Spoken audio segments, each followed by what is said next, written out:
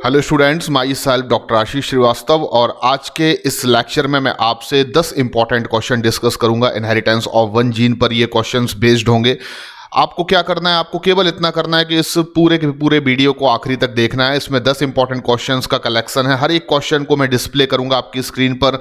आप उस क्वेश्चन को ध्यान से पढ़ेंगे। आपके लिए अप्रॉक्सीमेट 1 मिनट का टाइम मिलेगा उस क्वेश्चन को राइट आंसर देने के लिए। और जब आपको लगता है कि उस क्वेश्चन का आप राइट आंसर कैलकुलेट कर चुके हैं, राइट आंसर आप निकाल चुके हैं, तो आपको क्या करना है, आपको केवल लाइव चैट बॉक्स पर या कमेंट बॉक्स पर उसका राइट आंसर लिखना है। अगर आप इस वीडियो को रियल टाइम पर देख रहे हैं तो आप जरूर आंसर करिए।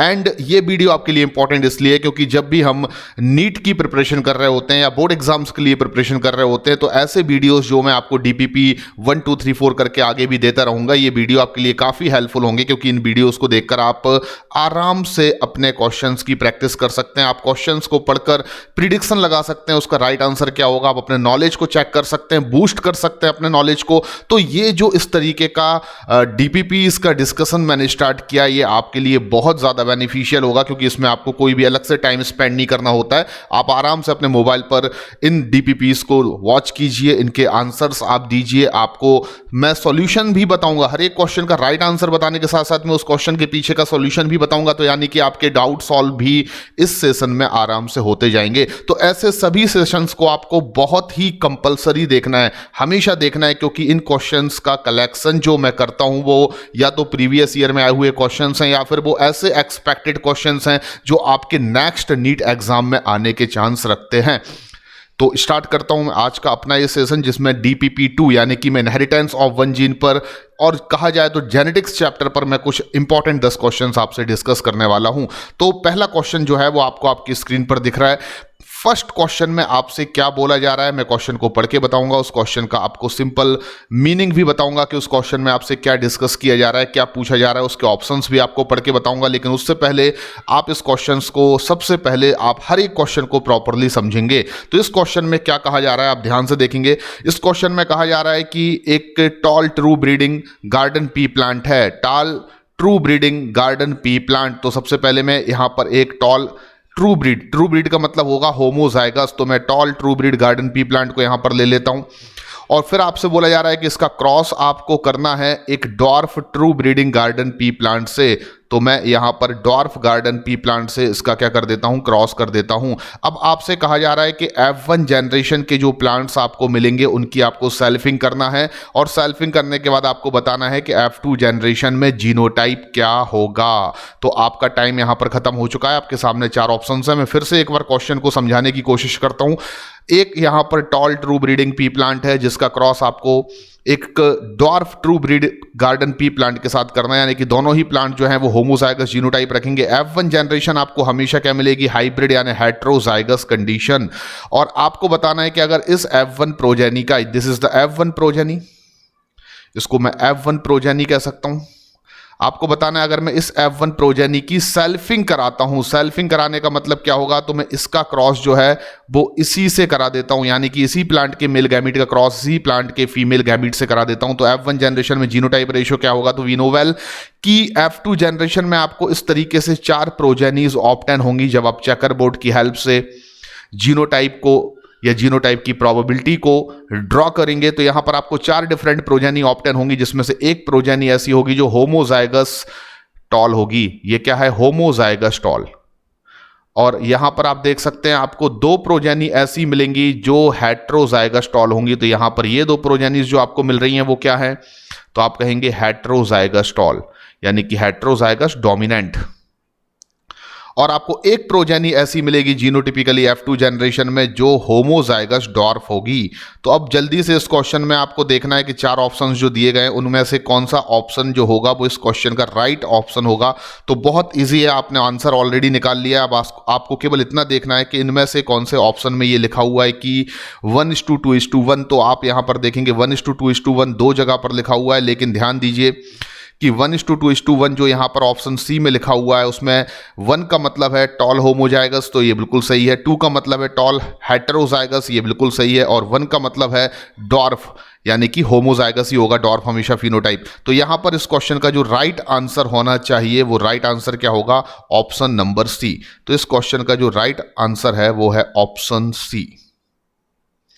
ठीक है ना। तो इस क्वेश्चन का राइट आंसर जो होगा वो ऑप्शन सी होगा। चलिए नेक्स्ट क्वेश्चन की ओर बढ़ते हैं हम। अगला भी एक बड़ा इंपॉर्टेंट क्वेश्चन है जिसमें आपसे पूछा जा रहा है कि यहां पर जो ए है वो रिप्रेजेंट करता है डोमिनेंट जीन को, ए रिप्रेजेंट करता है डोमिनेंट जीन को। तो यहां पर ए जो है वो डोमिनेंट जीन को रिप्रेजेंट करता है। तो सबसे पहले मैंने ए को लिख लिया, this is the dominant gene. और स्मॉल ए जो है वो रिप्रेजेंट करता है रेसेसिव जीन को। तो यहां पर ए को मैंने रेसेसिव अलील या जीन मान लिया, ठीक है।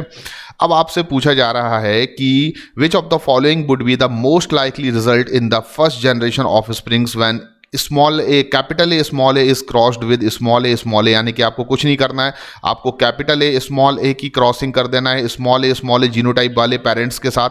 तो मैं इन दोनों की जब क्रॉसिंग करूंगा तो ऑब्वियसली मुझे यहां पर 50% ऐसे प्रोजेनीज मिलेंगे जो हेट्रोजाइगस डोमिनेंट होंगे और 50% मुझे ऐसे प्रोजेनीज मिलेंगे जो होमोजाइगस रेसेसिव होंगे। तो यहां पर 50% मुझे क्या मिलने वाले हैं, होमोजाइगस हेट्रोजाइगस डोमिनेंट फिनोटाइप के इंडिविजुअल, और 50% मुझे क्या मिलने वाले हैं, होमोजाइगस रेसेसिव फिनोटाइप के इंडिविजुअल। अब मैं ऑप्शंस को पढ़ता हूं, बहुत सिंपल सा क्वेश्चन है। तो पहला ऑप्शन बोला है all will exhibit dominant phenotype. तो 100% आपको डोमिनेंट फिनोटाइप देखने को नहीं मिलेगा, इसलिए ये ऑप्शन यहां पर इनकरेक्ट है। All will exhibit recessive phenotype, तो सभी के सभी आपको रेसेसिव फिनोटाइप के भी नहीं मिलेंगे। लेकिन ऑप्शन सी क्या कह रहा है कि dominant and recessive phenotype will be 50% each. तो यहां पर ये वाला ऑप्शन जो है वो बिल्कुल करेक्ट है, क्योंकि आपको डोमिनेंट और रेसेसिव दोनों फिनोटाइप जो है वो 50-50% मिलेंगे जब आप कैपिटल ए स्मॉल ए का क्रॉस स्मॉल ए के साथ करेंगे। और ऑप्शन नंबर डी क्या कह रहा है ये भी देख लेते हैं। तो डोमिनेंट फिनोटाइप विल बी 75%, तो ये यहां पर गलत होगा। तो इस क्वेश्चन का जो राइट आंसर होगा वो होगा ऑप्शन नंबर सी। तो यहां पर ऑप्शन जो सी है वो इस क्वेश्चन का राइट आंसर है। आपने क्या आंसर दिया है जल्दी से चेक कीजिए। तो अब हम अगले क्वेश्चन की ओर बढ़ते हैं। हमारा 3rd नंबर का जो क्वेश्चन है उसमें क्या पूछा जा रहा है, तो देख लीजिए आप। सबसे पहले यहां पर बताया जा रहा है कि कैपिटल जी, यहां पर बताया जा रहा है कि कैपिटल जो जी है वो एक डोमिनेंट जीन है। कैपिटल जी एक डोमिनेंट जीन है, पहली चीज ये डोमिनेंट है कैपिटल जी, एंड ये रिप्रेजेंट कर रहा है आपके ग्रे फर को। तो किसी एनिमल में ग्रे कलर के फर को रिप्रेजेंट, यानी कि रैबिट में ग्रे कलर के फर को रिप्रेजेंट करने वाला जो अलील है वो कैपिटल जी है। और स्मॉल जी जो है वो एक रेसेसिव अलील है जो इस क्वेश्चन के अकॉर्डिंगली रिप्रेजेंट कर रहा है किसको, ब्लैक फर को। तो ये दो चीजें तो सबसे पहले क्वेश्चन में हमें दी गई हैं, ये गिवन है। अब इस क्वेश्चन में क्या बोला जा रहा है कि अगर 50% रैबिट आपको ग्रे मिलते हैं, अगर 50% रैबिट आपको ग्रे मिलते हैं तो ऑब्वियसली 50% मुझे क्या मिल रहे होंगे, ब्लैक रैबिट्स किसी जनरेशन में। तो आपको बताना है कि ऐसे कौन से पेरेंट का कॉम्बिनेशन किया जाए जिससे आपको 50% रैबिट्स जो है वो ग्रे मिले। तो ऑब्वियसली 50% आपको क्या मिले, ब्लैक। यानी कि आपको कोई ऐसा क्रॉस यहां पर करना है जिससे आपको 50% जो रैबिट्स मिले वो आपको डोमिनेंट फिनोटाइप्स वाले मिलना चाहिए। यानी कि 50% रैबिट्स जो हैं वो डोमिनेंट होना चाहिए फिनोटिपिकली, एंड 50% जो रैबिट्स आपको मिले आफ्टर क्रॉसिंग वो कैसे होने चाहिए, तो मैं कहूंगा रेसेसिव होने चाहिए। डोमिनेंट मतलब यहां पर क्या होगा, ग्रे फर वाले होना चाहिए, और रेसेसिव मतलब यहां क्या होगा, ब्लैक फर वाले रैबिट्स होना चाहिए। तो अब आप ऐसा कौन सा क्रॉस डिजाइन कर सकते हैं जिससे आपको ये रिजल्ट ऑब्टेन हो सकता है। तो पिछले यानी कि प्रीवियस क्वेश्चन का जस्ट ये कह सकते हैं दूसरा पैटर्न है। जो वहां पर मैंने क्या देखा, वहां पर हमने देखा कि अगर हम एक हेट्रोजाइगस और एक होमोजाइगस रेसेसिव इंडिविजुअल का क्रॉस करा दें तो हमेशा हमें 50% डोमिनेंट और 50% रेसेसिव फिनोटाइप वाले प्रोजेनीज मिलते हैं। तो यहां पर मुझे कुछ नहीं करना है। अगर मैं ऐसा कोई क्रॉस यहां पर डिजाइन कर दूं तो डेफिनेटली मुझे ऐसी कंडीशन में 50% ऐसे प्रोजेनीज मिल सकते हैं और 50% मुझे होमोजाइगस रेसेसिव यानी कि रेसेसिव फिनोटाइप रखने वाले प्रोजेनीज मिल सकते हैं। अब आपको केवल इतना देखना है कि किस ऑप्शन में ये लिखा हुआ है कि capital G crossed with small g. तो आप यहां पर देखेंगे option number D is the correct. तो इस क्वेश्चन का जो राइट आंसर होगा वो होगा ऑप्शन डी। तो इस क्वेश्चन का राइट आंसर जो होगा ऑप्शन डी। देखिए नीट में ऐसे कई बार क्वेश्चन आते हैं जब आपसे पूछा जाता है कि अगर मैं कोई ऐसा क्रॉस कर रहा हूं जिसमें F1 जनरेशन में ऑप्टेन कर रहा हूं 50% डोमिनेंट और 50% रेसेसिव फिनोटाइप, तो आप वहां पर बिल्कुल भी अपना दिमाग मत लगाइए। आप हमेशा ये चीज़ याद रखिए कि जब भी एक हेट्रोजाइगस डोमिनेंट का क्रॉस होमोजाइगस रेसेसिव के साथ कराया जाता है, जिसको हम in other words test cross भी कहते हैं, क्योंकि टेस्ट क्रॉस में भी आपने पढ़ा है कि हम इसमें हेट्रोजाइगस का क्रॉस अगर होमोजाइगस रेसेसिव यानी कि रेसेसिव फिनोटाइप वाले पेरेंट से कराते हैं तो वहां पर हमें 1:1 का रेशियो मिलता है, यानी कि 50% डोमिनेंट फिनोटाइप और 50% रेसेसिव फिनोटाइप। तो इस क्वेश्चन में भी आपसे वही चीज पूछी जा रही है, इनडायरेक्टली आपसे टेस्ट क्रॉस के बारे में पूछा जा रहा है। तो इस क्वेश्चन का जो राइट आंसर होगा वो ऑप्शन नंबर डी होगा। चलिए अगले क्वेश्चन की ओर बढ़ते हैं। अगला क्वेश्चन है 4th नंबर क्वेश्चन, ध्यान से पढ़ना है आपको इस क्वेश्चन को। इस क्वेश्चन में आपसे पूछा जा रहा है कि if a genotype consist of different type of alleles it is called. बहुत सिंपल सा क्वेश्चन है, जल्दी से आपको इसका आंसर देना है मुझे। बहुत सिंपल क्वेश्चन है, if a genotype consist of different type of alleles it is called. अगर कोई भी एक जीनोटाइप में दो डिफरेंट अलील्स प्रेजेंट है, यानी कि डिसिमिलर पेयर ऑफ अलील, आपसे क्या कहा जा रहा है, अगर dissimilar pair of Aleel present है, डिसिमिलर पेयर ऑफ अलील किसी जीनोटाइप में प्रेजेंट है, तो ऐसे जीनोटाइप को आप किस नाम से बुलाएंगे।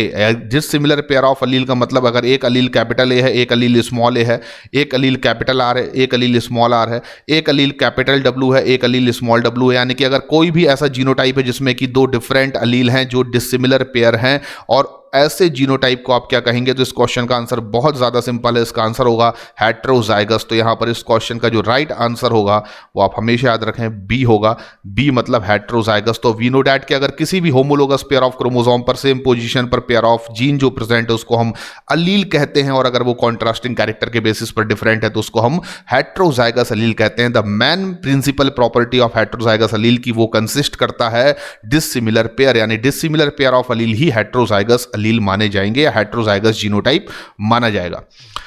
अगला क्वेश्चन आपके लिए मैं दिखा रहा हूं, यह है कि the alternative form of gene is called. तो यहां पर यह क्वेश्चन भी बहुत सिंपल सा क्वेश्चन है और जल्दी से आपको इसका आंसर देना है। देखिए नीट में हमेशा बहुत सिंपल क्वेश्चंस ही आते हैं जेनेटिक्स से, और अभी मैं जो आपको प्रैक्टिस करा रहा हूं वो ज्यादातर क्वेश्चन ऐसे हैं जो प्रीवियस ईयर एग्जामिनेशन में आ चुके हैं। तो आपको अपना नॉलेज यहां पर चेक करना बहुत जरूरी है। इस क्वेश्चन का आंसर आपको जल्दी से देना है। The alternative form of gene is called, यानी कि जीन के अल्टरनेटिव फॉर्म को अपन क्या कहते हैं, ये आपको इस क्वेश्चन के आंसर में बताना है।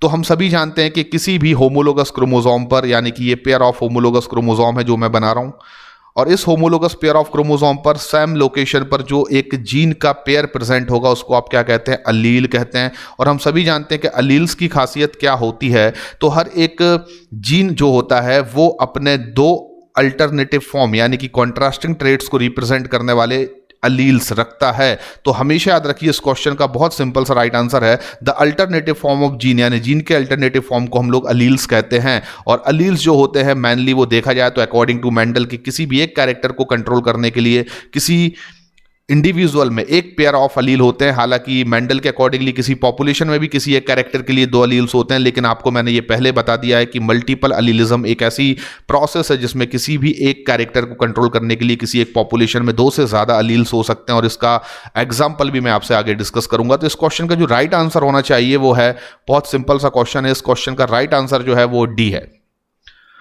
आगे बढ़ते हैं 6 नंबर क्वेश्चन पर आते हैं। What result Mendel would have got had be self pollinated at all F2 plant. तो आपको यहां पर बताना है कि जब मेंडल ने F2 जनरेशन के सभी टॉल फिनोटिपिक प्लांट्स को सेल्फ क्रॉस्ड या सेल्फ पॉलिनेटेड किया तो उनको क्या रिजल्ट ऑब्टेन हुए। बड़ा क्रिटिकल और सिंपल क्वेश्चन है। क्रिटिकल इसलिए क्योंकि अगर आप नहीं समझ पा रहे हैं तो कठिन है, पर अगर आप समझ गए तो ये क्वेश्चन का आंसर देना आपके लिए बहुत ज्यादा सरल है, बहुत ज्यादा सिंपल है। तो आपको यहां पर केवल इतना बताना है कि अगर मेंडल F2 जनरेशन के प्लांट को सेल्फ क्रॉस्ड करते या करा उन्होंने, तो उससे उनको जो भी प्रोजेनीज ऑब्टेन हुए उनका जीनोटाइप इनमें से क्या क्या होना चाहिए था।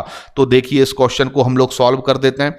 आपको मालूम है कि F2 जनरेशन में आपको जो प्लांट्स मिलते हैं, F2 जनरेशन में जो आपको टॉल प्लांट मिलते हैं, यानी कि मैं लिख सकता हूं tall plants in F2 generation. तो F2 जनरेशन में जो हमें टॉल प्लांट मिलते हैं वो इनमें से कौन कौन से हो सकते हैं, तो मैं आपको बता देता हूं। F2 जनरेशन में हमें इस तरीके से 4 प्रोजेनीज मिलती हैं जब मोनोहाइब्रिड क्रॉस करते हैं। इसमें से एक टॉल प्लांट होता है होमोजाइगस टॉल, 2 हमें मिलते हैं इस तरीके के जीनोटाइप जो होते हैं हेट्रोजाइगस टॉल, और एक हमें मिलता है इस तरीके से होमोजाइगस डॉर्फ। तो आपको यहां पर याद रखना है कि आपको F2 जनरेशन में 3 डिफरेंट जीनोटाइप के प्रोजेनीज ऑब्टेन होते हैं जिनका रेशियो 1:1 होता है। लेकिन इस क्वेश्चन में आपसे ये नहीं पूछा जा रहा है, आपसे पूछा जा रहा है कि अगर F2 जनरेशन के केवल टॉल प्लांट को सेल्फ पॉलिनेटेड किया जाए तो मैं डॉर्फ को यहां पर क्या कर देता हूं, सबसे पहले हटा देता हूं। अब आपको क्या करना है, केवल इन प्लांट्स को सेल्फ पॉलिनेटेड करना है, यानी कि इस टॉल प्लांट को जो जीनोटाइप होमोजाइगस या ट्रू ब्रीड रखता है और हेट्रोजाइगस जीनोटाइप रखने वाले प्लांट को भी आपको क्या करना है, सेल्फ पॉलिनेटेड करना है। अगर आप ये दो क्रॉस करते हैं, फर्स्ट ये सेकंड ये, तो आपको किस जीनोटाइप के प्रोजेनी ऑब्टेन हो सकते हैं। तो देखिए, अगर हम ऊपर वाले यानी कि इस फर्स्ट नंबर के होमोजाइगस टॉल प्लांट को F2 जनरेशन के सेल्फ क्रॉस्ड या सेल्फ पॉलिनेटेड करते हैं तो हमें 100% इस जीनोटाइप के प्लांट ऑब्टेन होंगे। तो एक चीज तो ये हो गई कि 100% आपको क्या मिल सकते हैं, होमोजाइगस डोमिनेंट। लेकिन F2 जनरेशन में अगर आप हेट्रोजाइगस डोमिनेंट को सेल्फ पॉलिनेटेड करते हैं तो आपको यहां पर हेट्रोजाइगस भी मिल सकते हैं, होमोजाइगस डोमिनेंट भी मिल सकते हैं और आपको यहां तक कि होमोजाइगस रेसेसिव जीनोटाइप भी मिल सकता है। तो F2 जनरेशन के टॉल प्लांट को अगर मैं सेल्फ पॉलिनेटेड करता हूं तो मुझे ये तीनों जीनोटाइप ऑब्टेन हो सकते हैं। आप समझ गए होंगे इस क्वेश्चन के आंसर को। तो इस क्वेश्चन का जो राइट आंसर होना चाहिए वो क्या होगा, ए, क्योंकि F2 जनरेशन में हेट्रोजाइगस टॉल भी है और होमोजाइगस टॉल भी है और उनको अगर आप सेल्फ पॉलिनेटेड करेंगे तो आपको अगेन सेल्फ पॉलिनेशन का रिजल्ट जो मिलेगा उसमें आपको होमोजाइगस टॉल प्लांट भी मिलेंगे, हेट्रोजाइगस टॉल प्लांट भी मिलेंगे और आपको होमोजाइगस रेसेसिव यानी कि डॉर्फ प्लांट्स भी मिलेंगे। तो राइट आंसर जो होगा वो ऑप्शन ए होगा।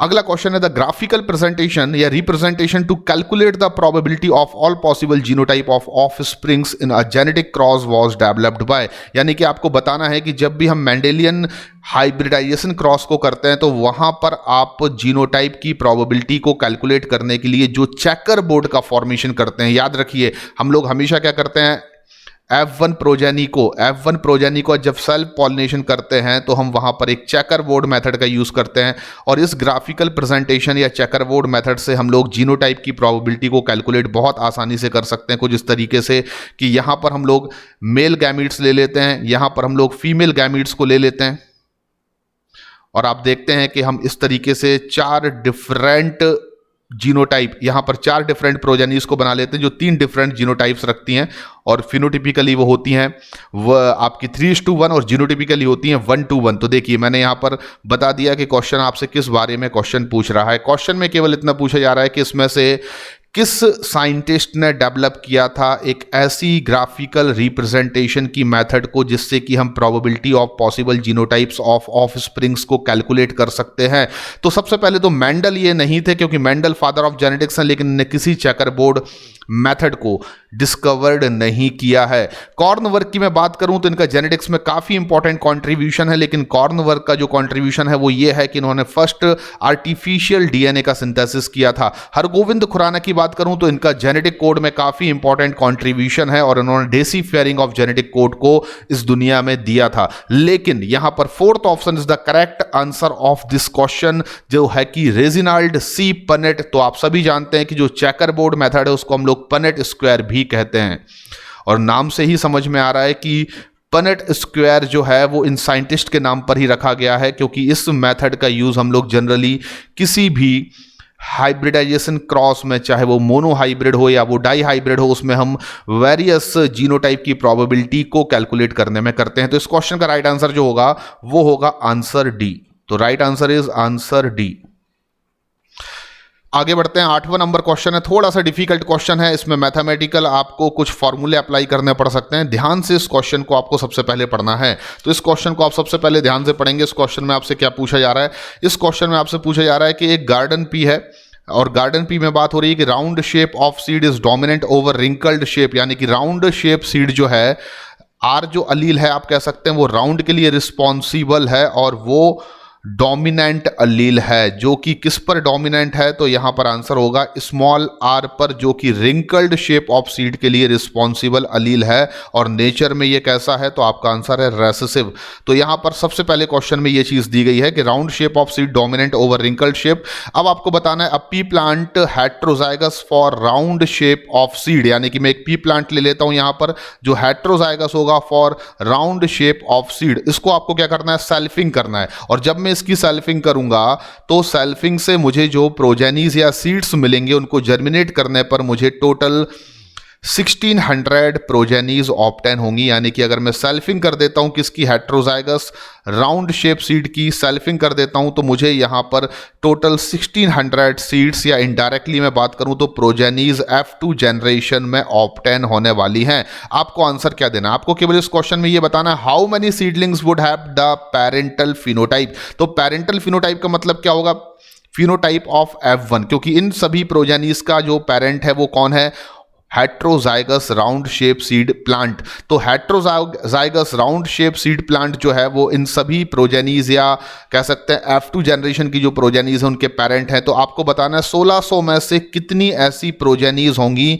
जो राउंड शेप सीड रखने वाली होंगी, यानी डोमिनेंट फिनोटाइप को रखने वाली होंगी। तो बहुत सिंपल है, हम सभी जानते हैं किसी भी मोनोहाइब्रिड क्रॉस में जब हम लोग F1 हेट्रोजाइगस को सेल्फिंग कराते हैं, किसी भी मोनोहाइब्रिड क्रॉस में जब हम F1 हेट्रोजाइगस की सेल्फिंग कराते हैं, ये आपका F1 हेट्रोजाइगस है, जब आप इसकी सेल्फिंग कराते हैं तो आपको फिनोटिपिक रेशियो हमेशा क्या मिलता है, 3:1, जिसमें 3 क्या होते हैं आपके राउंड यानी डोमिनेंट फिनोटाइप और 1 क्या होगा यहां पर रिंकल्ड यानी कि रेसेसिव फिनोटाइप। तो हम सभी जानते हैं कि 1600 टोटल प्रोजेनीज प्रोड्यूस हो रही हैं, लेकिन जो डोमिनेंट फिनोटाइप की प्रोबेबिलिटी होगी वो कितनी होगी, 3/4। तो इस क्वेश्चन को आप कैलकुलेट करने के लिए क्या करेंगे, राउंड फिनोटाइप यानी कि कह सकते हैं डोमिनेंट फिनोटाइप की प्रोबेबिलिटी 3/4 है, इनटू कर देंगे आप 1600, तो आपको मालूम चल जाएगा कि 3 प्रोजेनीज 4 में से ऐसी हैं जो टॉल होती हैं, तो 1600 में से कितनी प्रोजेनीज होंगी जो कि कह सकते हैं राउंड सीड रखती होंगी यानी कि डोमिनेंट फिनोटाइप रखती होंगी। तो आप इसको कैलकुलेट जब करेंगे तो बहुत सिंपल है, यहां पर 400 लिखेंगे और 400 इंटू 3 करेंगे तो आंसर आ जाएगा आपका 1200। तो यहां पर राइट आंसर जो होना चाहिए वो 1200 होना चाहिए। तो यहां पर ऑप्शन नंबर सी में राइट आंसर दिया है 1200, तो इसका राइट आंसर जो है वो है ऑप्शन नंबर सी। अगले क्वेश्चन की ओर आते हैं, विच of the following statement is correct. आपको 4 स्टेटमेंट दिए गए हैं, इसमें से कौन सा स्टेटमेंट करेक्ट है आपको जल्दी से ये बताना है। पहला स्टेटमेंट आपके सामने, each back cross is a test cross. तो पहला स्टेटमेंट कह रहा है कि आपके सामने कि जितने भी बैक क्रॉस होते हैं वो एक प्रकार के टेस्ट क्रॉस हैं। तो मुझे लगता है कि ये स्टेटमेंट तो गलत होना चाहिए, क्योंकि सभी के सभी बैक क्रॉस जो होते हैं वो टेस्ट क्रॉस नहीं है, बल्कि सभी के सभी टेस्ट क्रॉस जो होते हैं वो बैक क्रॉस हैं। वी नो डैट कि बैक क्रॉस 2 डिफरेंट पैटर्न में डिवाइडेड किया जाता है, out cross and test cross. तो ये आप पहले नंबर समझ लीजिए कि जो बैक क्रॉस होता है, बैक क्रॉस वो 2 डिफरेंट टाइप का होता है। एक आउट क्रॉस होता है, आउट क्रॉस में हम लोग क्या करते हैं, F1 हेट्रोजाइगस का क्रॉस करते हैं डोमिनेंट पेरेंट से, और दूसरा होता है टेस्ट क्रॉस जो बहुत इंपॉर्टेंट जेनेटिक टूल है, क्योंकि इसमें हम F1 हाइब्रिड का क्रॉस करते हैं रेसेसिव पेरेंट से। तो अब आप इस क्वेश्चन के चारों ऑप्शंस को ध्यान से पढ़ सकते हैं और राइट आंसर मुझे जल्दी से बता सकते हैं। तो पहला ऑप्शन तो आपका गलत हो गया। दूसरा कहा जा रहा है each test cross is a back cross. तो ये मुझे लगता है सही लिखा हुआ है, क्योंकि जितने टेस्ट क्रॉस होते हैं वो एक प्रकार के बैक क्रॉस हैं, क्योंकि बैक क्रॉस 2 प्रकार का होता है, आउट क्रॉस और टेस्ट क्रॉस। तो इसका मतलब ये हुआ कि जितने भी टेस्ट क्रॉस हैं वो सभी किसका टाइप हैं, बैक क्रॉस के। चलिए, तो बी ऑप्शन यहां पर बिल्कुल करेक्ट है। आगे हम एक बार सभी ऑप्शंस को देख लेते हैं। Crossing F2 with F1 is a test cross. तो ये बिल्कुल गलत है। किसी भी F1 की क्रॉसिंग रेसेसिव पेरेंट से कराना, या F2 प्रोजेनीज में भी जो डोमिनेंट फिनोटाइप रखने वाले प्रोजेनीज अगर उनका क्रॉस भी आप रेसेसिव पेरेंट से कराते हैं तो हम यहां पर टेस्ट क्रॉस कह सकते हैं, लेकिन F2 का F1 से कराना टेस्ट क्रॉस नहीं है, ये बिल्कुल इनकरेक्ट है यहां पर। और फोर्थ ऑप्शन आपसे बोला जा रहा है कि crossing F2 with F1 is called test cross. तो ये भी बिल्कुल गलत है कि पेरेंट 1 जनरली जो होता है वो हम सभी जानते हैं डोमिनेंट पेरेंट को पेरेंट 1 से रिप्रेजेंट करते हैं। P1 हमेशा हम किसको मानते हैं, डोमिनेंट को। तो यहां पर हम बात कर रहे हैं कि अगर डोमिनेंट पेरेंट का क्रॉस हम लोग F2 के साथ कराते हैं तो उसको टेस्ट क्रॉस कहेंगे। तो ये बिल्कुल गलत है। हाँ, ये हो सकता है कि अगर आप P2 यानी कि रेसेसिव पेरेंट के साथ F2 जनरेशन के डोमिनेंट फिनोटाइप वाले इंडिविजुअल का क्रॉस करा रहे हैं तो वो टेस्ट क्रॉस एक बार हो सकता है, लेकिन यहां पर बिल्कुल गलत दिया गया है। तो राइट आंसर इस क्वेश्चन का क्या होना चाहिए, इस क्वेश्चन का राइट आंसर जो होगा वो है ऑप्शन बी। चलिए आगे बढ़ते हैं। आखिरी क्वेश्चन है हमारे आज के इस क्विज का, और आपको ये क्वेश्चन बहुत ध्यान से पढ़ना और इसका आपको राइट आंसर देना है। Mating of an organism to double recessive in order to determine whether it is homozygous or heterozygous for a character under consideration is called। यानी कि आपसे इस क्वेश्चन में केवल इतना पूछा जा रहा है कि अगर हम किसी भी एक ऐसे क्रॉस को हम लोग कंडक्ट करते हैं, एक ऐसी मैटिंग को कंडक्ट करते हैं जिसमें कि किसी डबल रेसेसिव यानी कि होमोजाइगस रेसेसिव के साथ हम क्रॉस करते हैं किसी इंडिविजुअल का, ये जानने के लिए कि वो जीनोटिपिकली होमोजाइगस है या हेट्रोजाइगस है, तो ऐसे क्रॉस को या मैटिंग को क्या कंसीडर्ड किया जाएगा। तो वी नो डैट कि जब भी हम किसी F1 हेट्रोजाइगस का क्रॉस, जब भी हम किसी F1 हेट्रोजाइगस का क्रॉस करते हैं रेसेसिव पेरेंट से, तो ये जानने के लिए करते हैं क्योंकि हमें अननोन होता है कि जो आपके पास प्रोजेनी है उसका जीनोटाइप क्या होगा। फॉर एग्जांपल, अगर आपके पास कोई भी प्रोजेनी है जिसका जीनोटाइप आपको नहीं पता कि वो हेट्रोजाइगस डोमिनेंट है या वो होमोजाइगस डोमिनेंट है, बस आपको इतना पता है कि वो फिनोटिपिकली डोमिनेंट है। अगर आपको पता है कि वो फिनोटिपिकली डोमिनेंट है लेकिन आपको ये नहीं पता है कि वो हेट्रोजाइगस है या होमोजाइगस है, तो इसका क्रॉस हम लोग जब भी रेसेसिव पेरेंट के साथ करते हैं तो ऐसे क्रॉस को करने पर हम ये मालूम कर सकते हैं कि प्रोजेनी का जो एक्चुअली में जीनोटाइप है वो हेट्रोजाइगस होगा या होमोजाइगस होगा। तो आप बहुत इजीली बता सकते हैं कैसे कि अगर मान लीजिए हेट्रोजाइगस है जीनोटाइप किसी इंडिविजुअल का, तो रेसेसिव पेरेंट से क्रॉस करने पर आपको जो रिजल्ट मिलेगा उसमें 50% डोमिनेंट फिनोटाइप मिलेगा, 50% रेसेसिव फिनोटाइप मिलेगा। लेकिन अगर अननोन जीनोटाइप वाले इंडिविजुअल का जो जीनोटाइप है अगर वो डोमिनेंट होमोजाइगस डोमिनेंट है, तो ऐसी कंडीशन में उसका टेस्ट क्रॉस का रिजल्ट जो होगा वो बहुत अलग होगा क्योंकि उसमें आपको 100% डोमिनेंट फिनोटाइप देखने को मिलेगा। तो ऐसी मेथड को आप क्या कंसीडर करेंगे, तो सीधा सा आंसर इसको हम टेस्ट क्रॉस कहते हैं। आपने ये आंसर भी दे दिया होगा। तो यहां पर इस क्वेश्चन का जो राइट आंसर होना चाहिए वो होगा बी, यानी कि टेस्ट क्रॉस। एक ऐसी मेथड जिससे हम इंडिविजुअल के जीनोटाइप को आइडेंटिफाई कर सकते हैं कि वो हेट्रोजाइगस है या वो होमोजाइगस है। तो आई होप कि आपने इस क्विज कंपटीशन को बहुत अच्छे से एंजॉय किया होगा। 10 बड़े इंपॉर्टेंट क्वेश्चन मैंने आपसे आज के इस डीपीपी में डिस्कस किए और आपको ये लेक्चर जो है वो बहुत पसंद आया होगा। तो आप इस लेक्चर को लाइक करना मत भूलिए। अगर आप मेरे चैनल पर नए हैं तो इस चैनल को सब्सक्राइब करिए और आगे भी मेरे डीपीपीज और जो भी लेक्चर्स जेनेटिक्स पर बेस्ड मैं रिसेंटली यहाँ पर दे रहा हूँ वो सभी आपको वॉच करने देखने। थैंक यू वेरी मच, धन्यवाद।